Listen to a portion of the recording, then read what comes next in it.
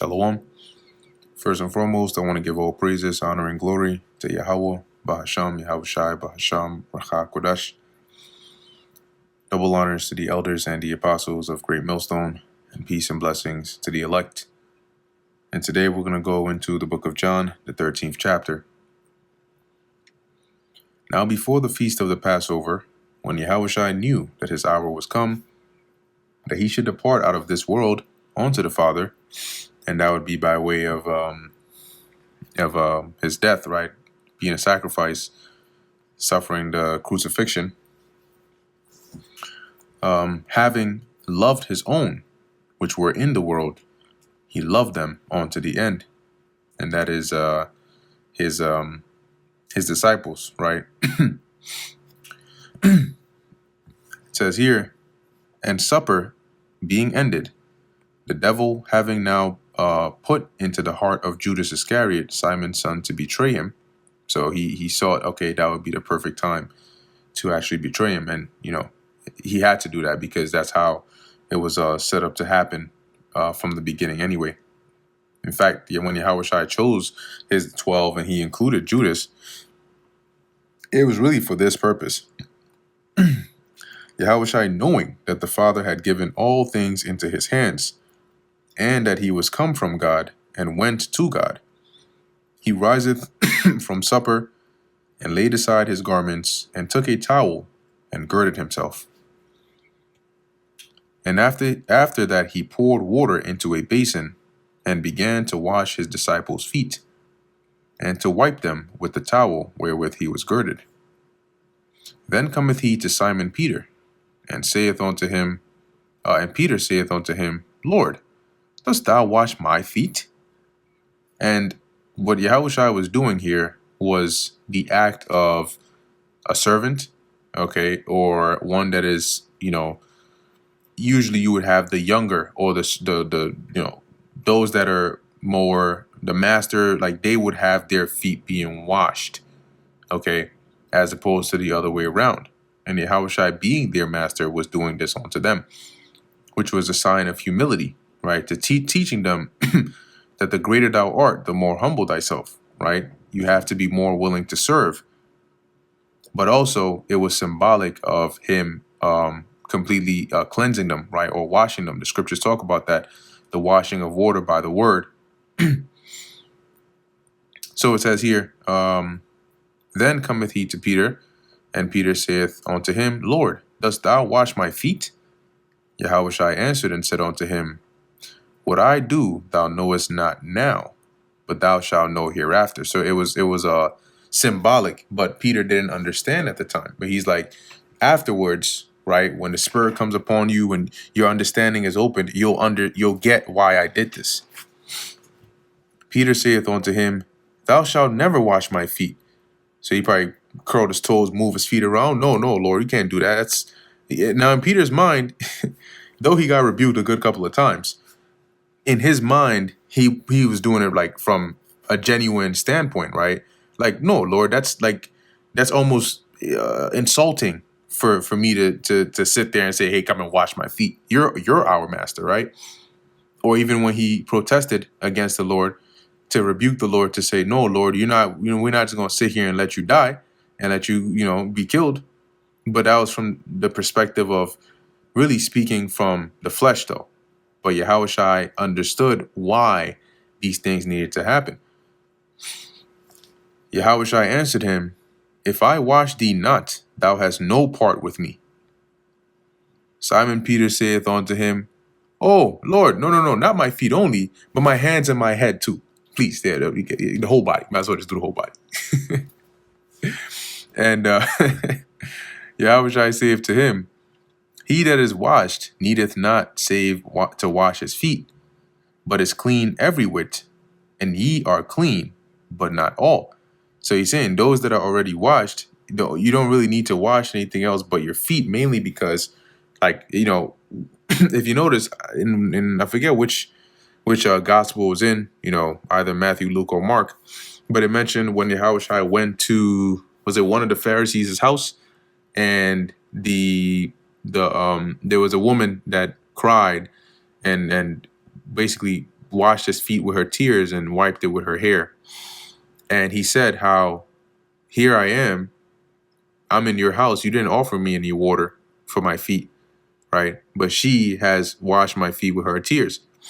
And that's because usually the attire or the footwear they wore was like open-toed, right?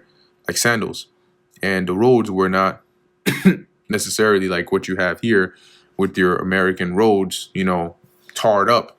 The roads were more like, oftentimes walking paths would be like dirt roads or sand, and that would make your feet dirty. So most of the time, the places you really need to clean would be your feet. But Yahushua is saying here, that's really all you need to wash, for those that are already washed. But it's clean every whit. So everywhere else, you're already clean. And ye are clean, but not all. And what he was saying that to say that 11 of you are clean in the spirit, but one is not, referring to Judas. For he knew who should betray him. Therefore he said, ye are not all clean. So Judas wasn't one of his. Judas was not, of the elect, right? He wasn't clean in the spirit. But he had to be there to do his job.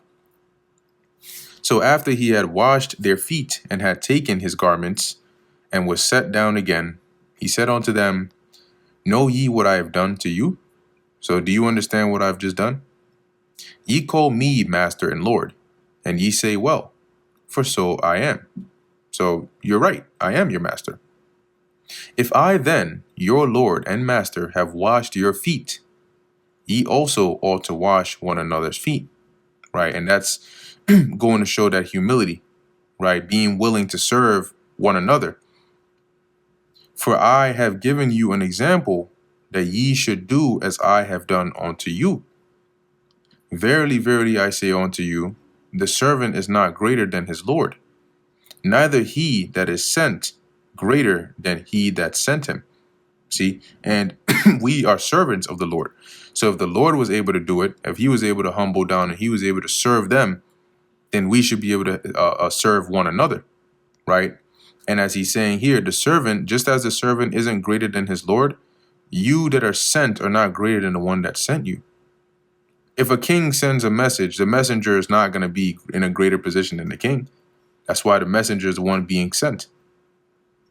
If ye know these things, happy are ye if ye do them, right? So now that you know, it behoove you to actually put it into practice, right? Don't just, well, Lord said this, now I know, and then call it a day, throw it behind your head somewhere. I speak not of you all. I know whom I have chosen, but that the scripture may be fulfilled. He that eateth bread with me hath lifted up his heel against me. That wouldn't be able to be fulfilled if he didn't choose Judas to basically add him to the rest of them. Because in keeping Judas close, he would be able to eat of his bread. And that would fulfill that prophecy, right, in the book of Psalms concerning one that is close to him. If one eats of your bread, you break bread with them, they're close to you.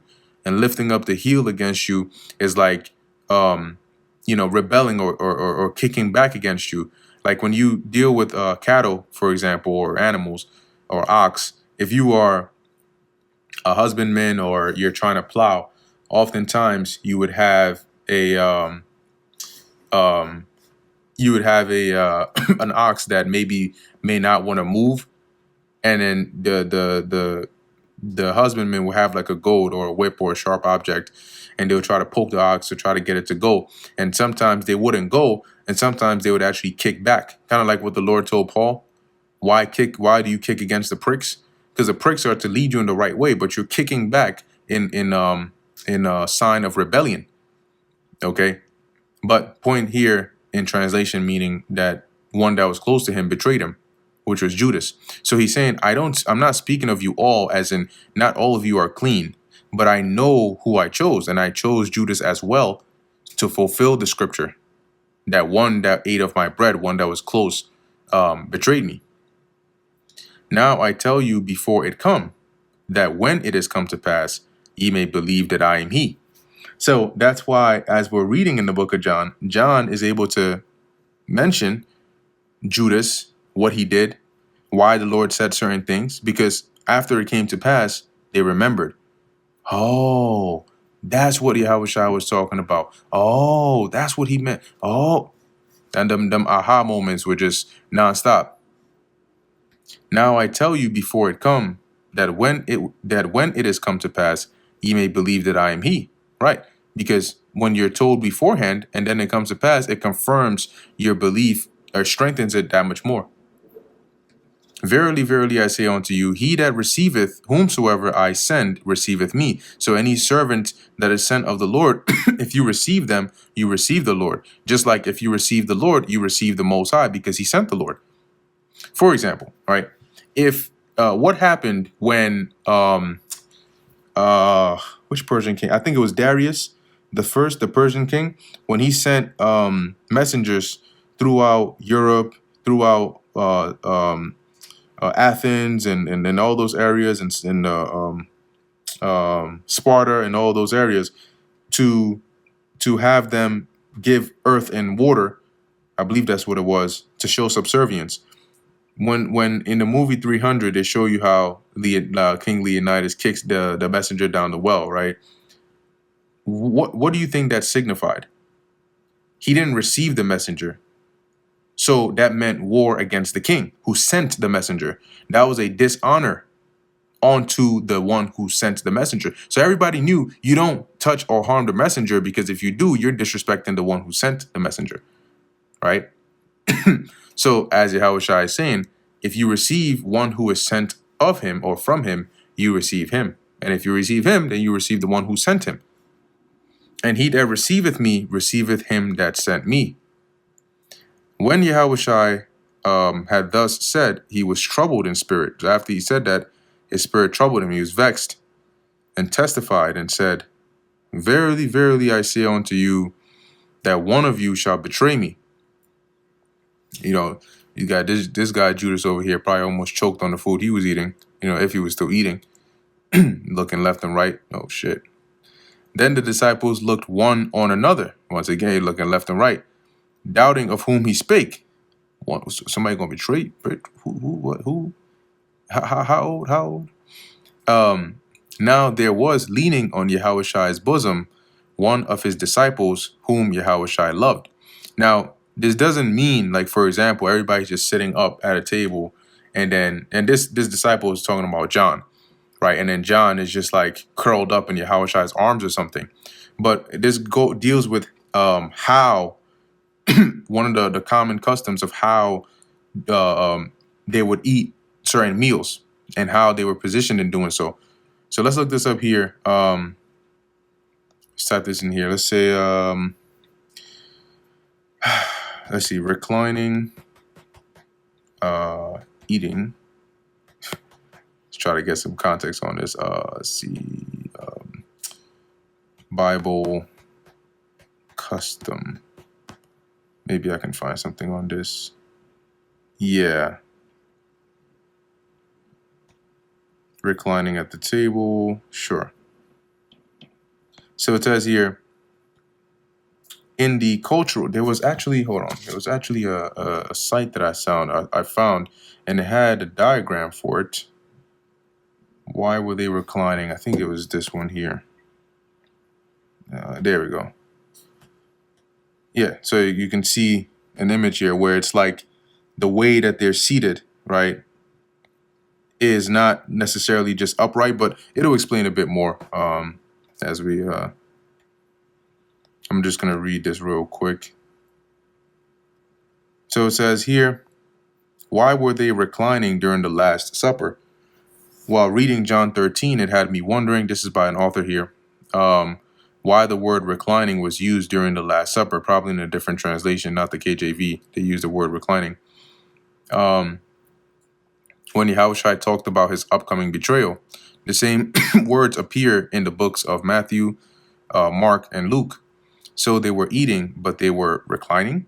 Here's what I found out. During the ancient times, people, especially the Romans and the Greeks, ate while in a reclining position rather than sitting down. There may be a table in the middle, and couches were set up around it. A couch may accommodate 1 to 3 people. A couch, for one, basically looks like this. So that's that thing, that the bottom part right there that they're on. So there's this like slight lean. Okay, that's a couch that accommodates for one person on it at a time. If a couch can accommodate three, the most important person occupies the middle part. The other person reclines above him and the other below him. They support themselves with their left hand and eat with their right. So that's why it looks like this. So you see how the guy in the top left, okay, you have that, like their elbow is sort of leaning, and then they reach with their right hand, to the meal or whatever it is that they're consuming over there.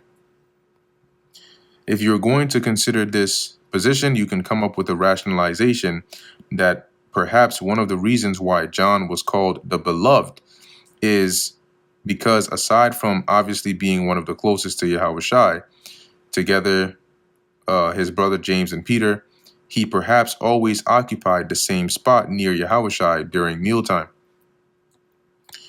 It says here, if he was the one reclining below Yahushua, as in John 13 and 23, and then the precept here, John 21 and 20, that's the one of them, the disciples whom Yahushua loved, was reclining next to him.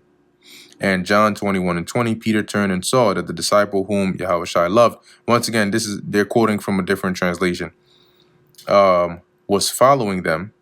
This was the one who leaned back against Yahushua at the supper and had said, Lord, who is going to betray you?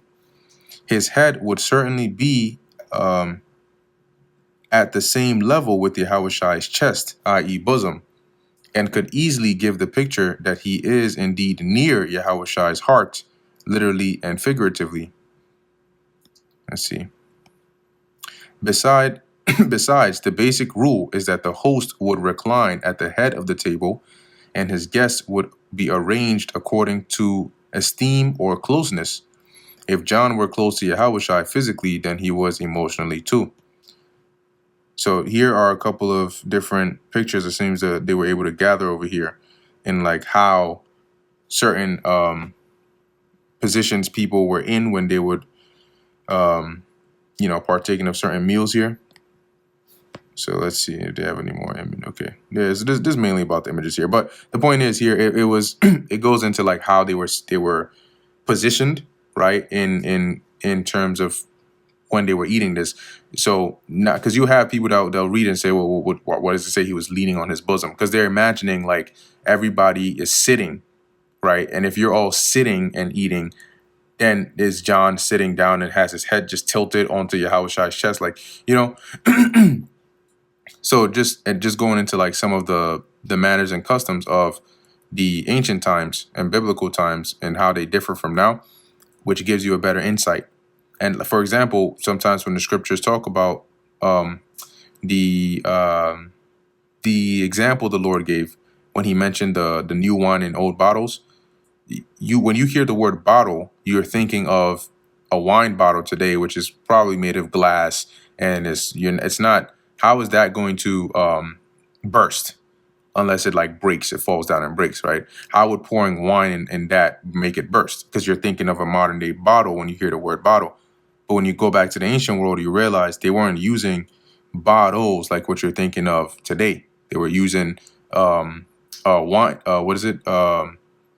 Wine skins, you could say, which was like what it was called. It was really just a pouch, so it could expand, and it was a bit flexible like that. So it was just a different time and a different custom, and that's why it's important to be well acquainted with these customs, or at least read about it, so that when you read the scriptures, because the setting of these scriptures are during that time, so it'll make more sense to you. So continuing here, verse 24, Simon Peter therefore beckoned to him, so he signaled to him that he should ask who it should be of whom he spake, right? Who is it that he's talking about concerning the betrayal? Then lying on Yahushua's breast saith unto him, Lord, see, lying, right, not sitting, who is it? Yahushua answered, he it is to whom I shall give a sop when I have dipped it. And when he had dipped the sop, he gave it to Judas Iscariot, the son of Simon. Now, it's possible too that maybe in his response he said it because John was close to him, right? So he said it to where maybe only John heard it because of the positioning they were in. But in terms of actions, everybody would have saw what had happened here, you know. And then maybe after that, John might have told, yo, he said it was who he was. It's Judas, man, it's Judas. He gave him the sop, because then it'd be a little awkward, right? If he just said this out loud, and then Judas is there, and he just like, because think about it, Judas would have been, he would have caught on to the fact, right? And it would have been a kind of awkward situation here, right? Where Yahushua says out loud, "Oh, the one that I give the sop to is the one who's going to betray me," and then he gives the sop to Judas, and Judas just reaches for it anyway. So yeah, that's just speculation there, But possibly could have said it low enough to where maybe only John heard it. And actually, let me see if I cross-reference this. Let's see if it's mentioning. Well, yeah, he answered, "He it is that dippeth his hand with me in the dish." Cool. All right. Anyway, continuing on. Long story short, we've identified here that Judas is the betrayer. And after that, after the sop, Satan entered into him. Into who? Into Judas. Then said Yahushua unto him, that thou doest, do quickly. Go do what you got to do. So Judas here was just like how Peter betrayed the Lord. He denied the Lord. He didn't betray the Lord. He denied the Lord 3 times. Peter before that said, I'd rather die with you. But how come he still did it anyway? How 3 times at that? Because the spirit was on him that he had to do that. So the same thing with Judas. Nothing was going to stop him at this moment. He had to do this. So even though Yahushua is basically signaling to the point where you pretty much consciously should be aware that, okay, I think he knows, the spirit was on Judas that he had to do it anyway. So he went and did it anyway. Because a normal person would stop and say, is he on to me? Because when you are secretly plotting something, you're very, very suspicious. You're very wary about everything. The slightest thing somebody says, you're taking that to the extreme. Like, well, what do you mean? Is this person really on to me? Like, do they know something? So if at this point, if this night is the night you decide to betray him, and then he tells you go do that which you have to do quickly, a normal person would say, shit, I think he's onto it. Like, yo, but Satan entered into him, so he couldn't avoid that fate. Now no man at the table knew for what intent he spake this unto him. See, so they didn't know, okay, well, why did he say this? And ultimately, betraying is like one thing, but like, what does that actually mean? They hadn't fully grasped that he was going to go to the Pharisees. They were going to go and get the soldiers and come there and grab Yahushua up and then crucify him and kill him. So all the things Yahushua was saying, they still hadn't been pieced together in their heads just yet. Until they saw all those soldiers there with the swords and the staves, and then they're like, oh, shit. Damn. That's wicked, Judas. So it says here, verse 29, for some of them thought because Judas had the bag, which is he was like in charge of their treasury, that Yahushua said unto him, buy those things that we have need of against the feast, or that he should give something to the poor. He then, receiving the sop, went immediately out, and it was night. Therefore, when he was gone out, Yahushua said, now is the Son of Man glorified, and God is glorified in him. Why did he say that? Because he was about to die. But through his death, he would be glorified. He would be raised up, having conquered death, having defeated death.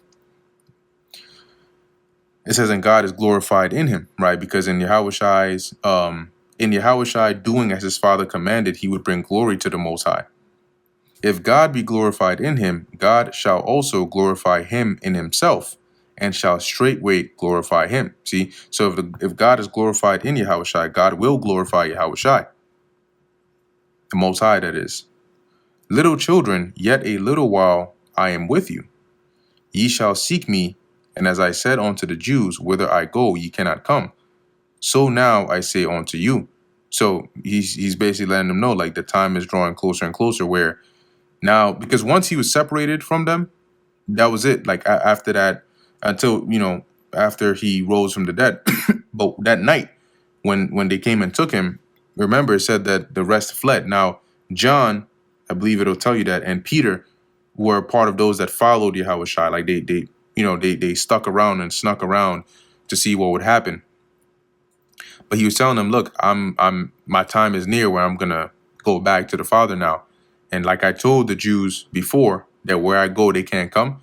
I'm saying that to you because you can't follow me into the spirit world. You have to be on here to do what you got to do.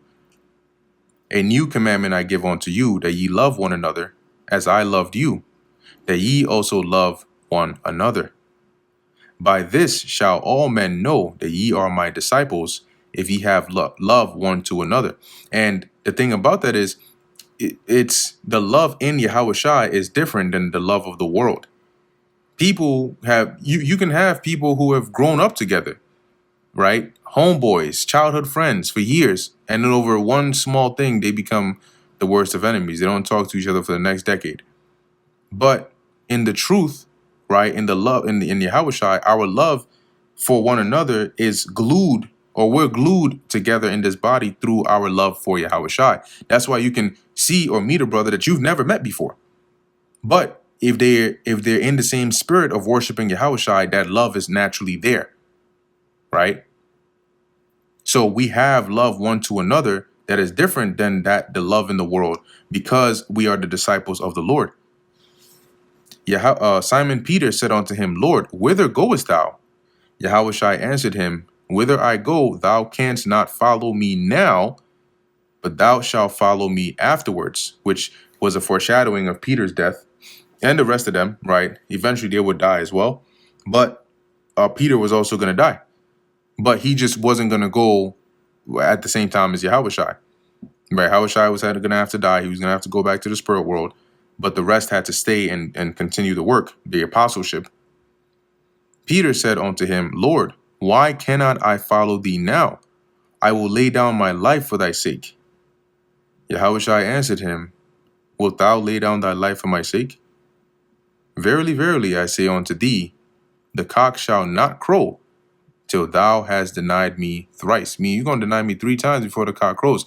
And I'll read this in the NLT because it adds a bit more emphasis to Yahushua's response here. So Peter says here he would lay down his life for the Lord. And the NLT, Yahushua answered, Die for me? I tell you the truth, Peter. Before the roosters crow tomorrow morning, you will deny me 3 times. Or you will deny 3 times that you even know me. So much for dying for me.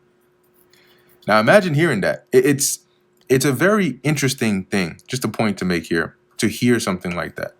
And it's interesting because you are full, in your mind at least, you believe you're fully persuaded of one thought. Like in your mind, you're literally saying there's nothing that's going to make me betray you, Lord. Nothing. Like I'm ready to even lose my life for your sake. And yet one that you believe is your master, is the Messiah, who you know his word is certain, is telling you something contrary to how you're feeling. And he's telling you, no, you're actually going to deny me 3 times, which is the exact opposite of how you are feeling and what you're saying. That's the delusion of free will, right? Or the illusion of it.